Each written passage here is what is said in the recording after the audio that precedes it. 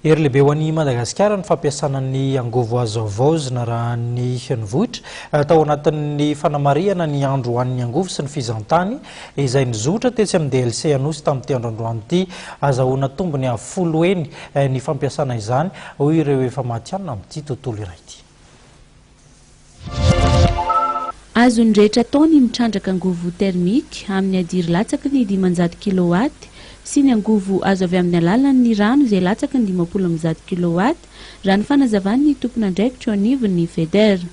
Tsy maintsy mangataka lalana avy amin'ny fanjakana kosa ireo izay mikasa mokatra angovo azo havaozina mihoatra ireo adiry ireo raha ny fanazavana.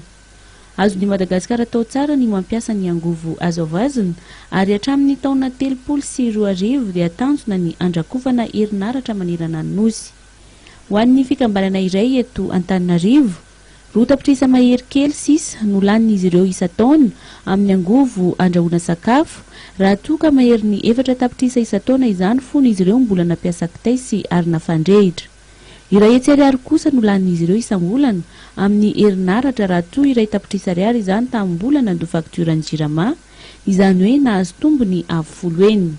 Tanjona amin'ity andron ny angovo sy fizahantany notanterahana tetsy Anosy androany ity natongava ny fanjakana sy ireo mpisehatra ara-toekarena sy ara-pizahantany saina amin'ny tokony ampanjakana ny angovo azo havaozina eto Madagasikara.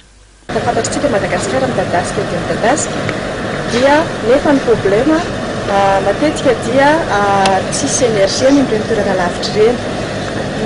Misy possibilité ny fantatsika rehetra dia ny groupe électrogène izay fantatritsika izany teo araka ny mazay rehetrarehetra fa ratsy satria sady manimba ny mandoto ny